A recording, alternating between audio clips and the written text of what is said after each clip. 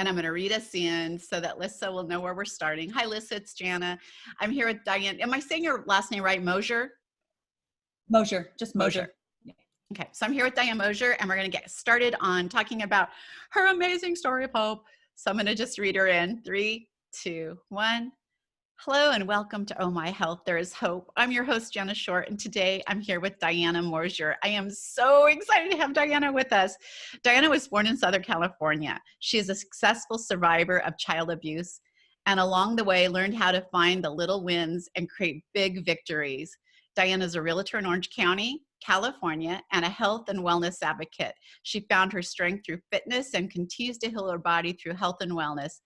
Diana didn't have a safe place growing up, which is why her mission is to help people find their safe place, assist others in healing their bodies, and spread kindness, leaving the world a better place than she found it.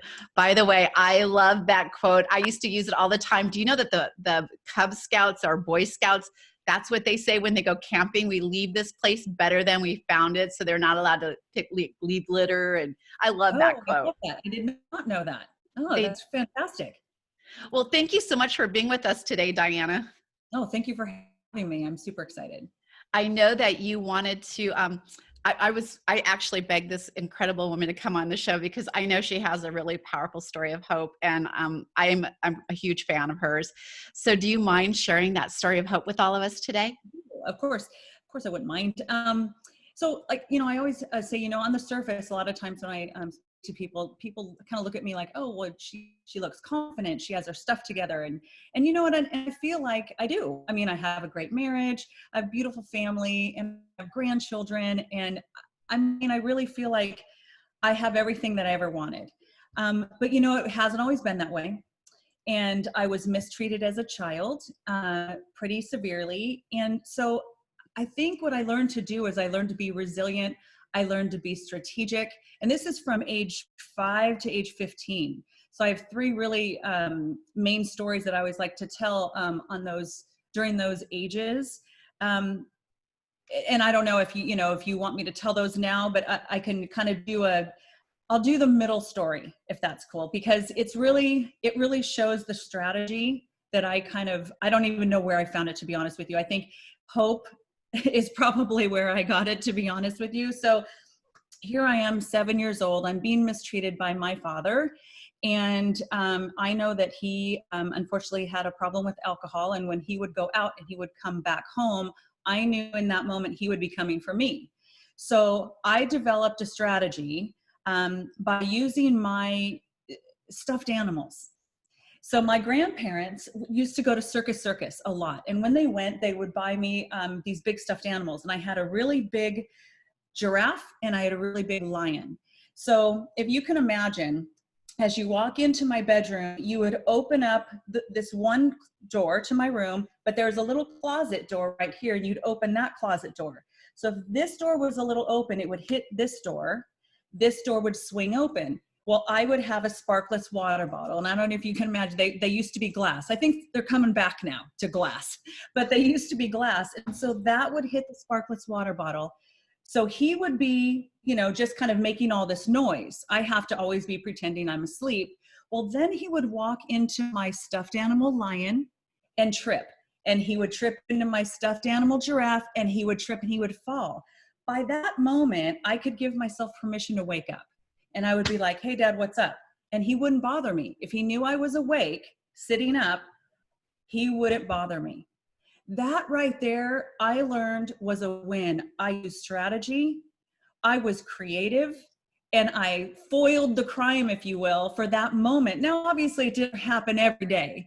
I didn't win every day. But in those moments, that's the part I mean by resilient and strategic, because that's the win. And if you can find one little win, you can find big wins. And really, I think I just want everybody to kind of look back in their life. Everybody has problems. I'm not the only one, but everybody might have a good childhood, bad childhood. Maybe as they grew up, maybe it was something in school that they had challenges with.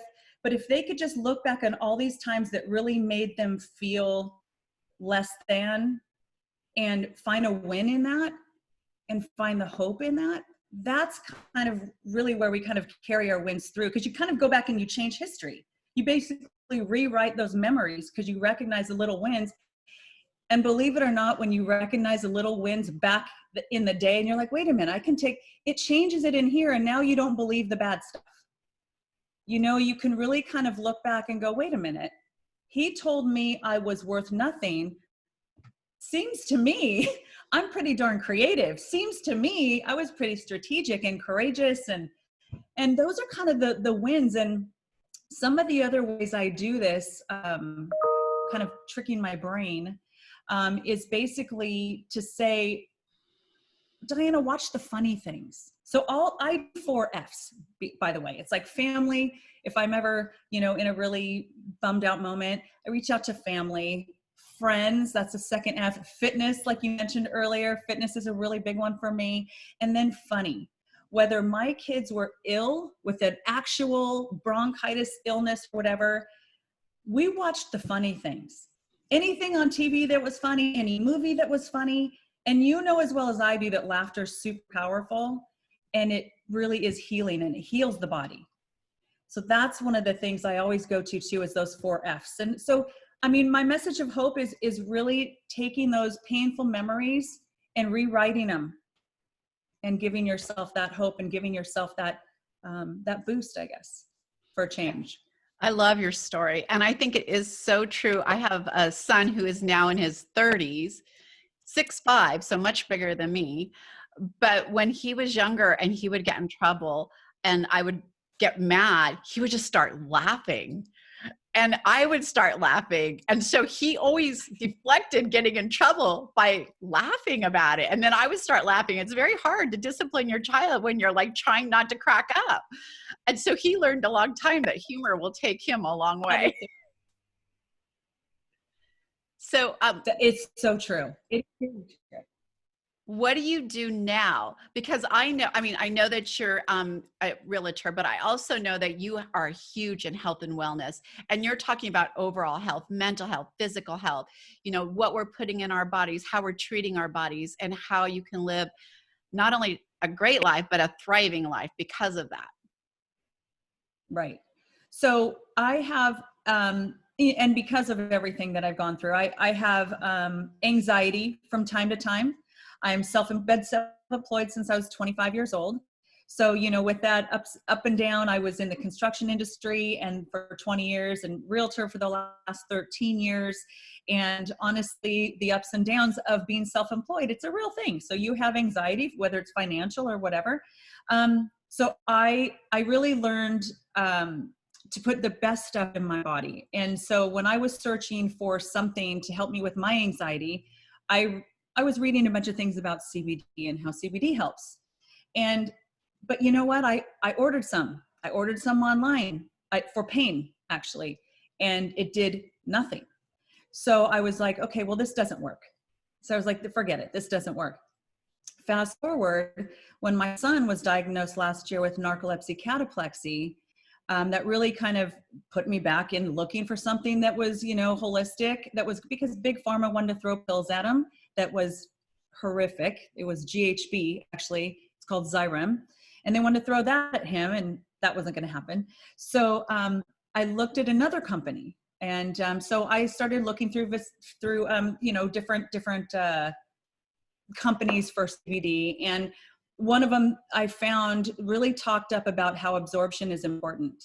So whether you have fruits and veggies in your body or any kind of other supplement in your body, if it's not being absorbed, you're getting about 10% or so in your body. So that's really, that was kind of devastating to my pocketbook, because I'm like, wait a minute, I have all of these things. When I'm working out, I'm taking, you know, whatever it is. It could be, you know, my amino acids, or, you know, someone at the time had said creatine, and which I don't do anymore because it made me gain weight. But, you know, all of these things, you know, you live and learn, right? Whatever works for your body. But when I was learning about absorption, I was learning that if I wanted to take any vitamins, I needed to make sure that there was some kind of advanced delivery system on there. And I found that. And I found the one that absorbs up to 95%. And that's what I take for my anxiety, because if I ever start to feel triggered in any way, which, by the way, we're all triggered by something sometimes. Well, I remember being at the mall when I could go to the mall back in the day. A couple months ago, I could go to the mall. And there was somebody who was yelling at their girlfriend or wife. And I was immediately triggered. And it's back to my dad or childhood. I always carry my CBD oil in my purse. It's just what I do. Anyways, I took it because I thought, okay, this is a moment for me to really kind of test to see if my body is really reacting to the CBD and is really going to help me. It helped that anxiety within like 10 minutes. So I thought, okay. I just kind of started helping my family with that. My sister, my friends. I have a friend of mine in New Jersey, and she's now pregnant. I'm super happy for her. And she called me and said, hey, listen, I can't leave the house. Postpartum depression. It's been a year. I've had a few miscarriages. And, do you think you can help me with, what you've been taking? So I shared, and she called me 3 days later in tears. And she said, you've changed my life. Jana, that's huge. I mean, health and wellness is everything. And it's mind and body. But if your mind isn't right, your body will not function. I mean, and that goes right to fitness. So I love going to the gym. I love taking care of my body. I love helping people get well. I love helping people find their safe place when I find them a home that they love. So I really kind of look back on my childhood when my dad said, you're nothing. You're not going to be anything, and you'll never amount to anything was the message for him. And I know now that I can say that he was wrong, okay? Because I've helped a lot of people so far, and I love what I do. I love what you do too. And for people who don't understand, I mean, I feel like I should do a whole show on how expensive is your pee. Because people are spending, seriously, people are spending so much money to put what they feel are really good quality products in their body. And they may tick off all of the little things that you need, vitamin C, whatever you're looking to put in your body, vitamin D, like you're checking it off thinking it's all there. Well, they're not all created equally, and you are just peeing it away. And coming from everyone who knows my story knows I have no stomach. And so for me, absorption rate is everything, because I don't have that first line of attack to start breaking things down and start absorbing. And what they did with this product is mind-boggling. And she's talking about CBD oil, but they have a whole line of products that they've included this secret little weapon in. And the absorption rate is off the charts incredible. So not only do you need less, you're receiving more in your body as far as what it's taking in. And it's genius what they've done. Right. And it's not like anything that they invented. They didn't invent what a liposome is. When you look up what a liposome is, it's just a fatty bubble at the molecular level. And it was invented in the 60s for cancer patients who needed to get their life-saving chemo. So it's definitely been a game changer. And especially, the benefits of glutathione. That's been huge in our house over the last 3 months because of how that really helps your immune system and fights viruses. And with everything going on lately, that was the big kicker for us and our family. People are paying so much money to go get a glutathione injection at their doctor's office. And it's anywhere between $150 to $250 for one injection. And we have it in a liposome. And that absorbs. Yes. So number one way to get anything in your system is through an IV. And number two is with the liposome. So it was definitely a no-brainer for that part of the business side. But again, it's really when I know that I'm helping somebody, and when they come to me and they say, I have pain with arthritis and I have something I can do to help them, I end up crying. I'm a big baby. As an interior designer, I make jokes all the time that I used to get calls, literally, this is no joke, at 2 or 3 in the morning.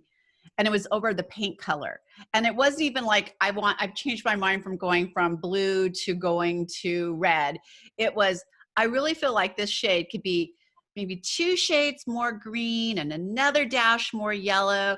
And, it's 2 in the morning. And it was crazy. And I just did not like it. And it was hard because I had to work with people. But when I got into health and wellness and I saw that person with the desperation in their face, just like me, like it was a mirror to me. They were scared. They were desperate. They would have done anything, and they're trusting you.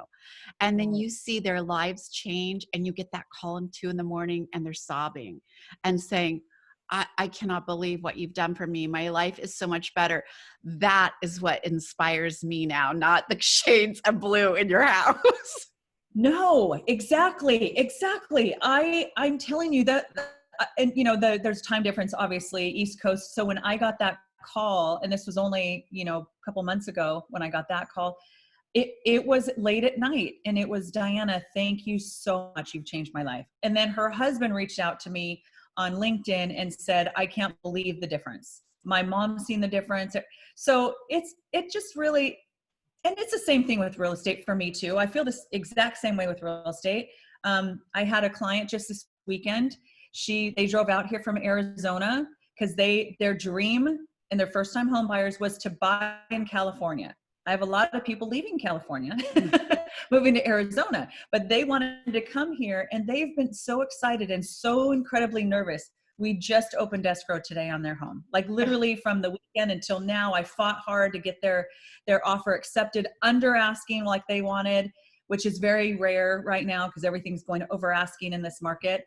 And they could not be happier. They're so thrilled. And it makes me so happy. And there's somewhere in that where, and the reason I love so much to help people find their safe place is because I envision what they're going to do with it. So when I'm showing their backyard, for example, I'm picturing the swing set, or I'm picturing the little tree house, or whatever it is that they make. I'm picturing that safe, loving family because I didn't have it. So it really, for me, it's almost like a full circle thing. It just makes me so incredibly grateful to pay it forward in any way I can. And I love it. What would you say, and I'm not going to just say women, because there's a lot of people, and there's men too, that are in unsafe homes and family lives. What would you say to them? Like, what would you tell them if you could go back and talk to yourself as a little girl? What would you say? I think I would say, for one, I would say tell somebody.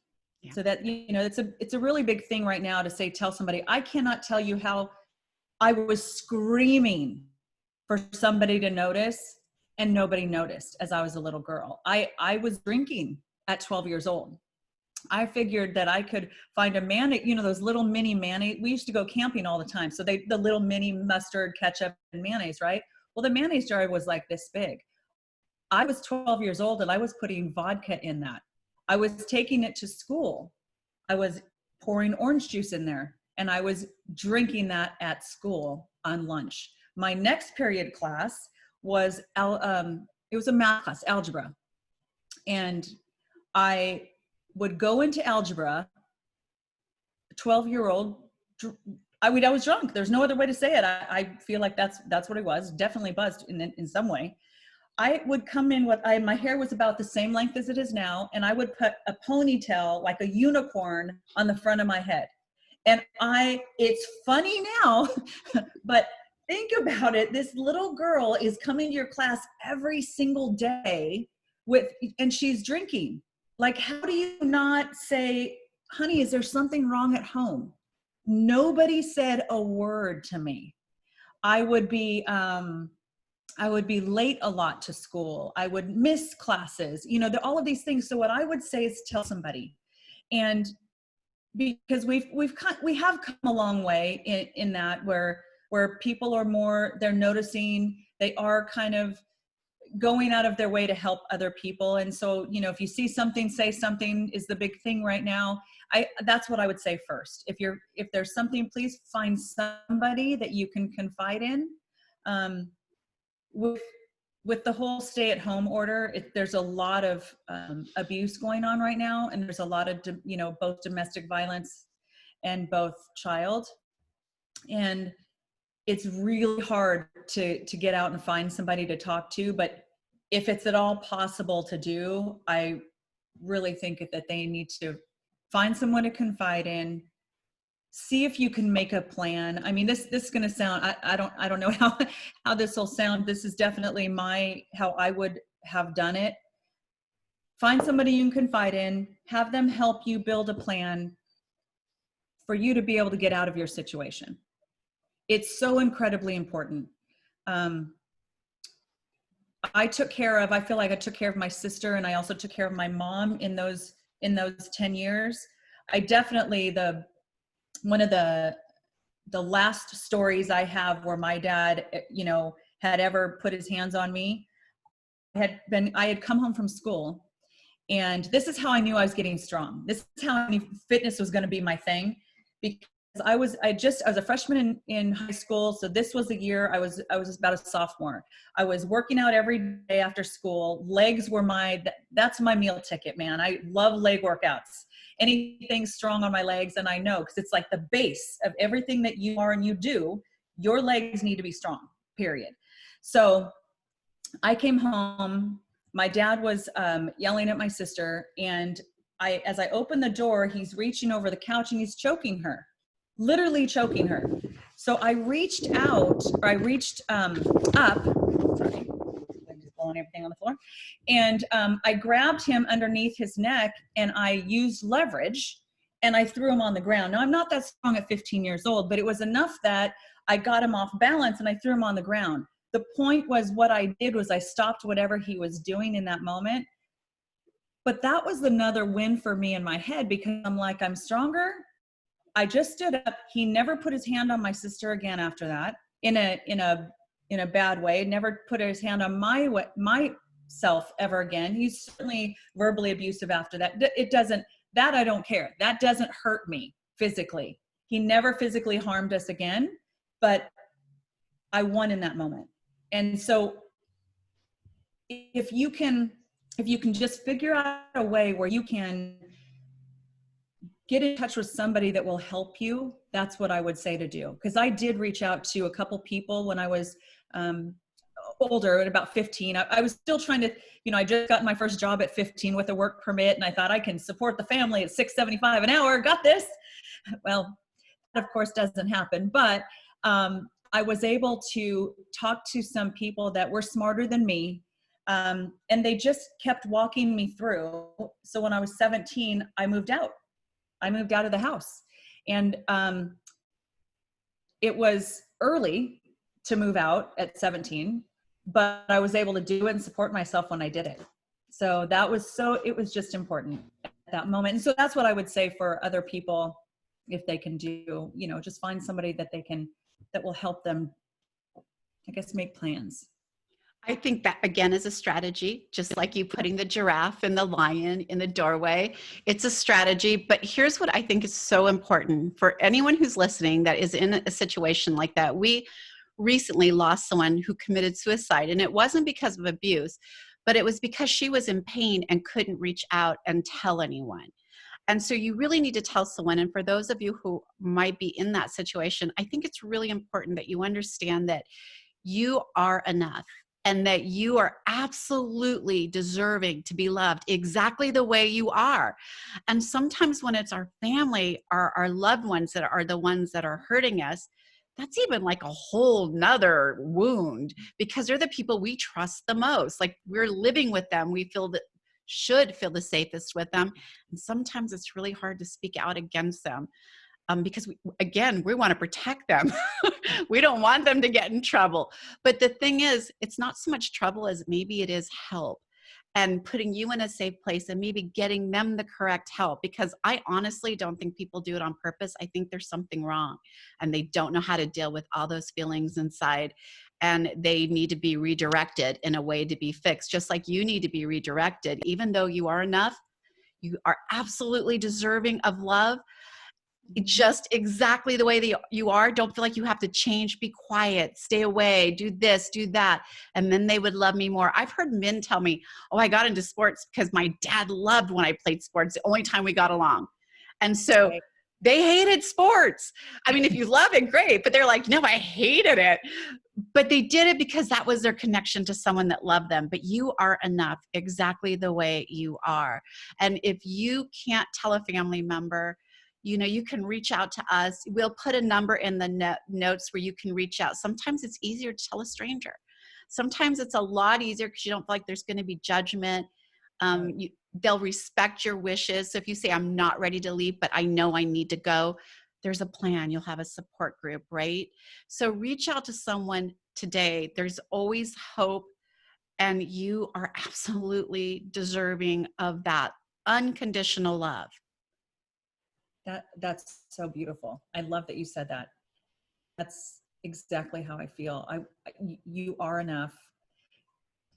I always want to make sure that everybody knows that I don't even want to say anything else actually, because when I say you are enough, I haven't ever felt enough until it took me a very long time. It took me a long time to be able to be strong enough to leave a relationship that wasn't healthy for me. And it took a long time for me to realize that I deserve a healthy relationship. And I didn't even know what that was and what that meant. And so there's so many things along the way that I learned, and I just love you are enough. It's so true. You are enough. Because I do feel like whenever we hurt somebody or they're hurting us, we try to become whatever we think they're going to be happy about and not be angry about. And it's not what you're doing, by the way. They're just coming home in a foul mood. I've seen people go off for absolutely no reason on their loved ones. And you're just sitting back like, what happened? I don't get it. So absolutely, I just want you to know you're enough just exactly the way you are. Can we always get better? Of course, I'm always improving on myself. As I grow, I'm learning, right? But I know that I'm enough exactly how I am. And if they don't like it, they can hit the door. That's true. But that's it. We always are learning. We're always trying to find, better ways to improve, whether it's any skill that I need improvement on. I'm always trying to learn and get better and become healthier, and different recipes and whatever it is that I can try to do. But, I've been success and fail and success and fail. And I think as long as you continue to move forward and you learn from whatever it is that just happened, you're always winning. And you're always thriving. You keep moving forward. And that's kind of like the best thing I always, when I'm telling anybody. And I don't know what it is about this profession that I'm in with real estate, but I will tell you, it just allows whoever I'm talking to just open up. And there's been times I've been standing in the rain. I'll meet one new client. We're standing in the rain for about 30 minutes talking about something to do with her past. And she's opening up to me. And that's just like a friend for life or a client for life. And it just makes me feel really good. It makes me feel really good. It makes me feel like it's my job. It's what I was put here for. My friend Rhonda has a book, Rhonda Shortino, and she has a book called Succeed Because of What You've Been Through. And she talks about mining the lessons. And her and I are very, very dear friends. And she mined the lessons from her childhood. And so she's one of my heroes. She really, really is, because I've watched everything that she's done and everything that she has gone through. And it really is I'm like, I recognize that in me now. I'm like, that's right. I'm resilient now. And so this is where I learned the new things that I think I am. Okay, I'm courageous now. I'm resilient. And so along the way, now I'm changing those memories, those past memories, the past failures, and I'm making them successful. And I love that. I think that it's really important to understand too, that even when someone's doing something wrong, that's their journey. I know that my dad was an alcoholic. We had a horrible relationship because of that. He did get sober for 20 years before he died, but our relationship really never mended. And when I went to his funeral, there were so many people there. Like, I'm like, who are these people? There was no sitting room. They had people standing outside with speakers. And I watched this line of people come up and talk about him like it was an AA meeting, right? And they talked about how he changed their lives. Like, he changed my life. Because of him, I'm sober. And these were people that were the mayor and the city councilmen. They were like important people.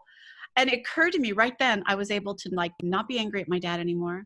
And it occurred to me, he was not here to be my dad. He was here to be a drunk, because had he not have been a horrible drunk, he wouldn't have gotten to the place he is. And all these people are who needed his help. So you look at how you are because of your experience. That journey made you this incredible woman that can reach out and touch other people. So I don't want to say thank you, because it's an awful thing to thank someone for, but thank goodness, right, that you use that to do what you're doing now.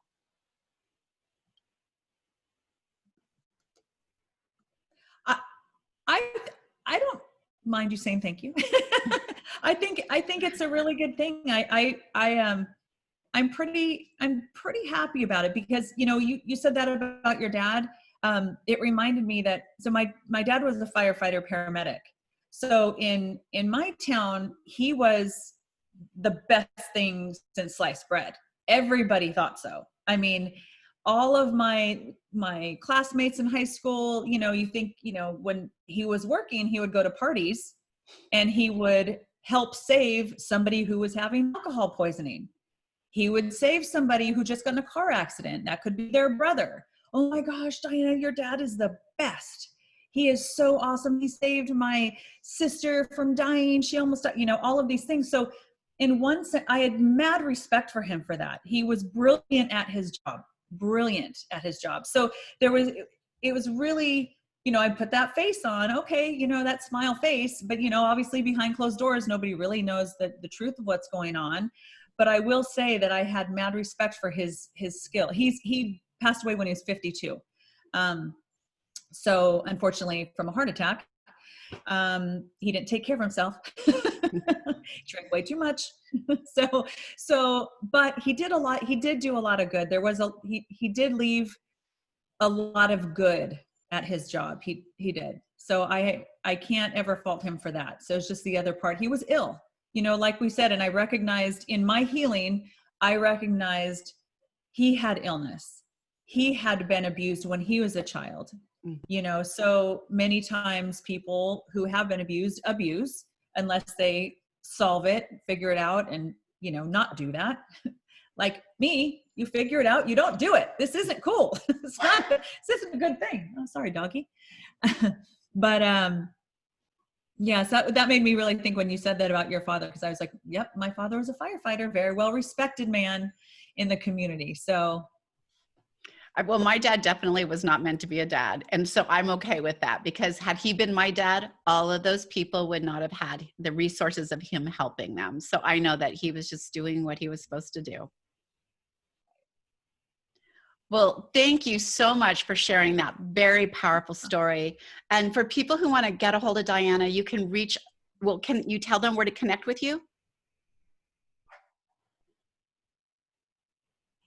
They can connect. Well, I don't mind if anybody calls me or texts me. Diana, my name, Diana Moshier. Oops, Diana at dianamoshier.com.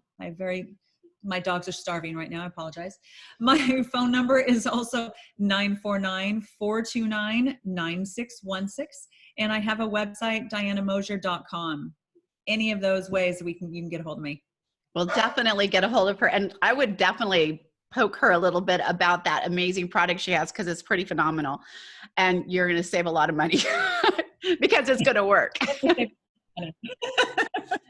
Thank you so much. Anna. Thank you so much for having me on. I really appreciate it. It's my pleasure. Thank you.